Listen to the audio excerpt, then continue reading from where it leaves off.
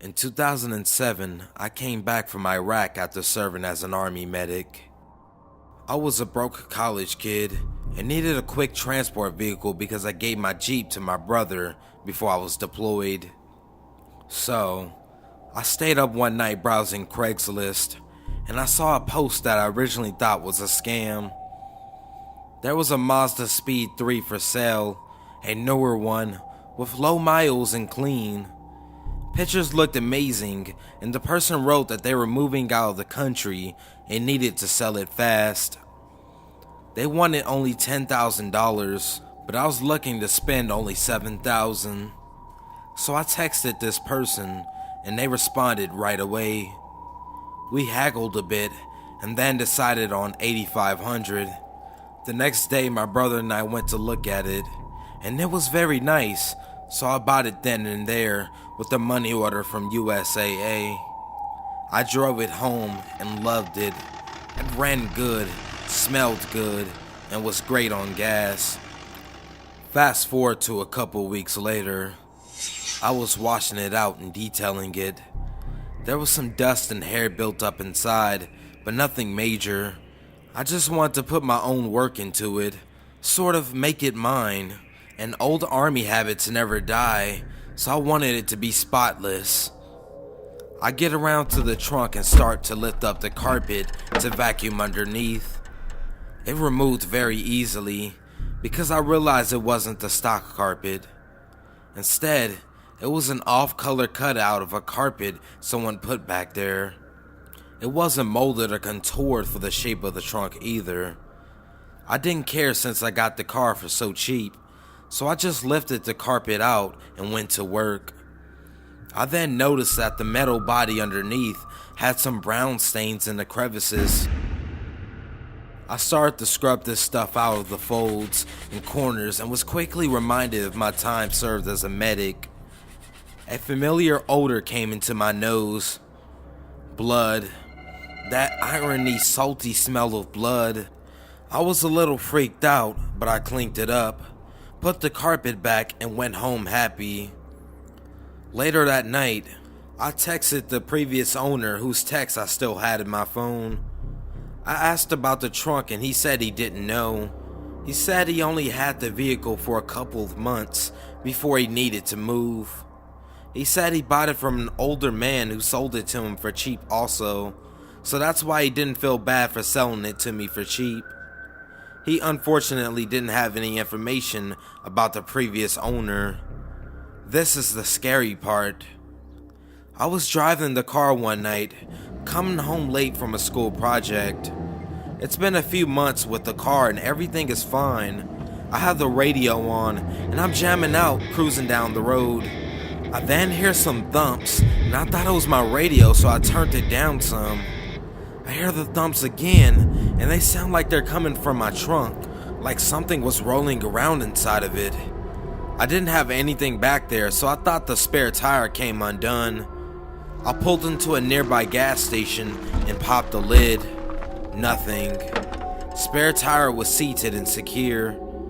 I checked the back seats to make sure they were locked in, and they were. I thought maybe it was something under the car, but it was too late to worry about it now, and I made a mental note to check it out tomorrow. On the way home, a few more thuds and thumps happened, but I just ignored it. The next day, I put my car on jack stands and looked underneath for a loose part. I was thinking the exhaust was hanging loose, which is an easy fix.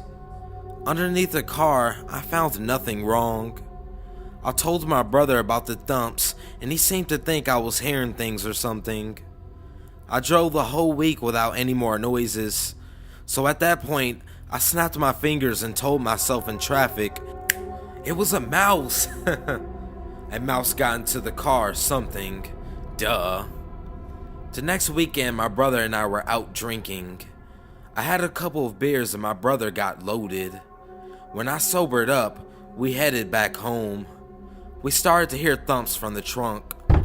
My drunk brother told me to pull over. We checked the trunk, but found nothing. My brother threw up and we got back into the car. We continued along and heard more thumps. Now my brother started accusing me of making the noises. While we were arguing, my brother stopped suddenly and his eyes went wide. He reached for the radio and turned it down all the way. I heard it too now.